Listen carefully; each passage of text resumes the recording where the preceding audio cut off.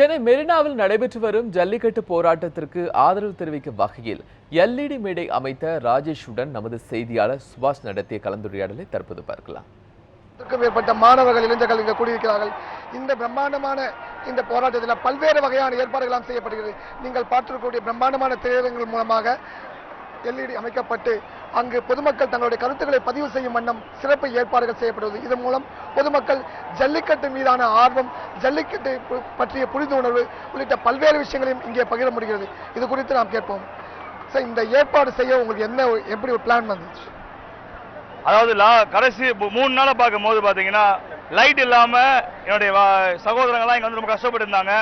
அப்போ ஒரு தாட் வந்துச்சு, என்னுடைய ஃப்ரெண்டு வந்து இது மாதிரி எல்இடி வேன் வச்சிருக்காரு. அப்போ யோசிச்சேன், நம்ம வந்து ஒரு லைட்டை போடணும், அதாவது பாத்தீங்கன்னா இது ஒரு அவேர்னஸ் பெருசா வரணும்ன்றதால இந்த எல்இடி வேனை கொண்டு வந்தாங்க.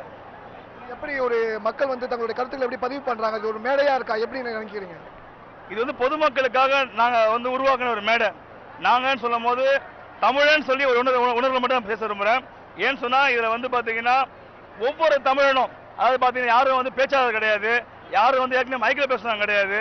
அவங்களுக்கு வந்து திடீர்னு பாத்தீங்கன்னா நான் வந்து ஒரு 3 நாள் டிவியில பார்த்துருந்தாங்க, பயங்கர கொதிச்சிட்டேன், எனக்குள்ள பயங்கர வைராக்கியமா இருந்துச்சு பார்க்க. நான் வரணும்னு சொல்லி வந்தேன், இன்னைக்கு என்னுடைய ஆதரவு கொட்டுறேன்னு சொல்லிட்டு ஒரு அவங்க மனசுல குமரெல்லாம் இன்னைக்கு வந்து கொட்டினாங்க. லட்சக்கணக்கான மக்கள் மாணவர்கள்லாம் கூடும் இடத்துல வந்து எப்பவுமே சலசலப்புலாம் இருக்கும். ஆனா ஒரு கடந்த 4 தினமாக ஒரு லட்சக்கணக்கான மாணவர்கள், அதுவும் பெண்கள் அதிகமாக கூடக்கூடிய சின்ன ஒரு இது கூட இல்லாம இருக்கு. இதை எப்படி பாக்குறீங்க? அதாவதுண்ணே, நான் தமிழன் சொல்லி பெருமைப்படுறேன் இந்த விஷயத்துல. ஏன்னு சொன்னா தமிழன் கிட்ட கலாச்சாரங்குது. எங்களை வளர்த்த அப்பா அம்மா எங்களுக்கு வந்து அக்கா தங்கச்சின்னா என்னன்னு சொல்லி கத்து கொடுத்துருக்காங்க. இன்னைக்கு பாத்தீங்கன்னா இத்தனை ஆயிரம் இத்தனை லட்சம் வாலிபர்கள் இருக்கிறாங்க. ஆனா எந்த ஒரு, அதாவது இங்க வந்து ஒவ்வொரு சகோதரி மேல வந்து சொன்னாங்க, மேடையில சொன்னாங்க. ஆனா நான் ஒரு சகோதரி மேல சொன்னாங்க, நான் சாஷ்டாங்க கீழே விழுந்து சொன்னாங்க, நான் ஒவ்வொருத்தரையும் கும்பிடுறேன். இது வரைக்கும் நான் வந்து நைட்டு 12 மணி வரைக்கும் வெளியே போனதே கிடையாது.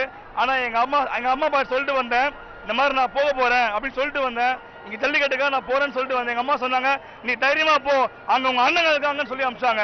அந்த மாதிரி ஒரு வைராக்கியமான ஸ்டேட்மெண்ட் வந்து பெண்கள் மத்தியில எங்களை கேட்க முடிஞ்சது.